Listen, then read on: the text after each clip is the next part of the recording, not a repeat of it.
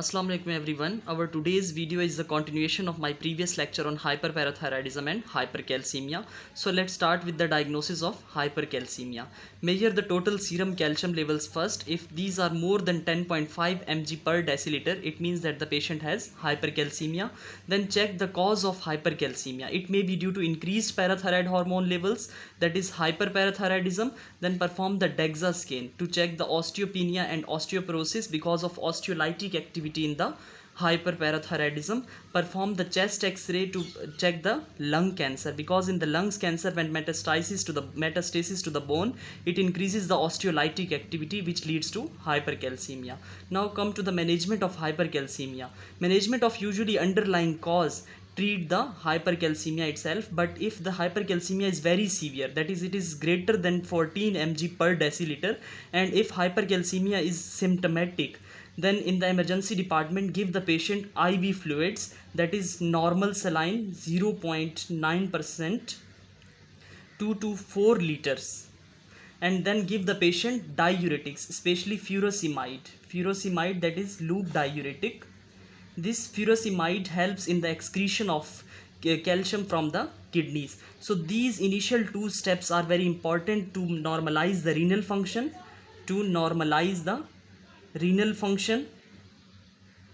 as well as increases the excretion of calcium from the kidneys.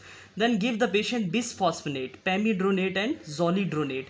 These bisphosphonate actually inhibits the resorption of calcium from the bones. As a result, hypercalcemia will not develop, that is calcium levels become normal, that is the shifting of calcium from bones into blood will not occur.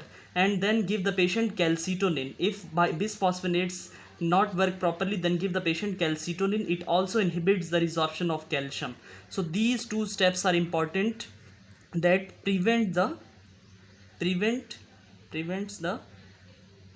calcium resorption from bone. Give the patients glucocorticoid, that is dexamethasone or hydrocortisone, if vitamin D related causes of the hypercalcemia are there, like sarcoidosis or the granulomatous diseases. Then give the patient glucocorticoid to treat the hypercalcemia. Now come to the diagnosis of hyperparathyroidism. It may be primary, secondary and tertiary, but the diagnosis is same. Check the calcium level, phosphate level, parathyroid levels and alkaline phosphatase level.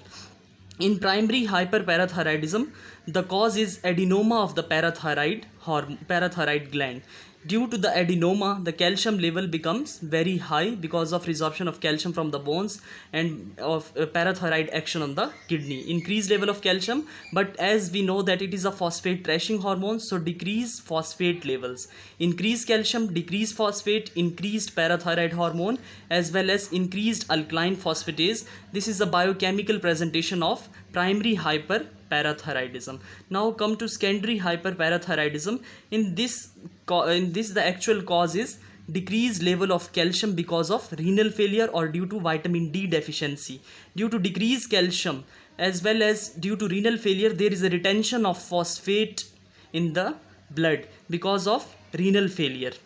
There is no excretion of phosphate in the urine because of renal failure. Then low calcium, high phosphate, these are the two signals which actually stimulates the parathyroid gland and increases the level of parathyroid hormone, as well as osteolytic activity is going on in the bone, which increases the alkaline phosphatase level.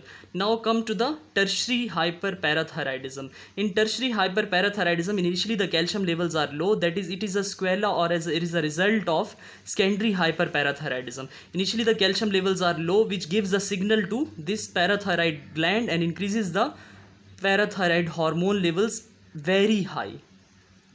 And because of adenomas formation in the parathyroid gland, parathyroid hormone levels become very high, which leads to ultimately hypercalcemia because of resorption from the bone, as well as due to the renal failure.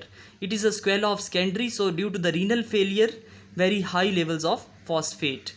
Increased calcium, increased phosphate and very high levels of parathyroid hormone and increased levels of alkaline phosphatase. This is a biochemical presentation of hyperparathyroidism, that is tertiary hyperparathyroidism.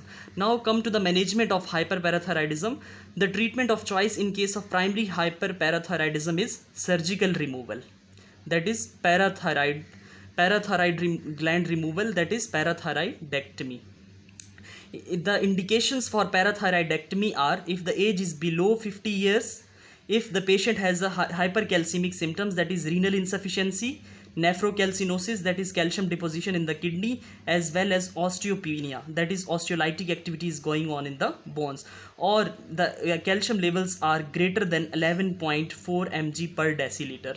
In case of secondary hyperparathyroidism, as the cause is renal failure or it is decreased vitamin D levels, give the patients calcium supplements as well as vitamin D to improve this condition. In case of tertiary hyperparathyroidism, give the patient calcimimetic drugs. Calcimimetic drugs like senacalcet. Actually, this drug acts or mimics the calcium so that the body consider it as a very high calcium levels in the blood. As a result, it suppresses the parathyroid activity and ultimately leads to decreased parathyroid hormone levels. But if the patient of primary hyperparathyroidism is refusing for surgery, then give the patient calcimimetic drugs, that is senacalcet, to primary hyperparathyroid patient as well. Thank you so much for watching this video. We will discuss the thyroid gland in my next videos. Thank you so much.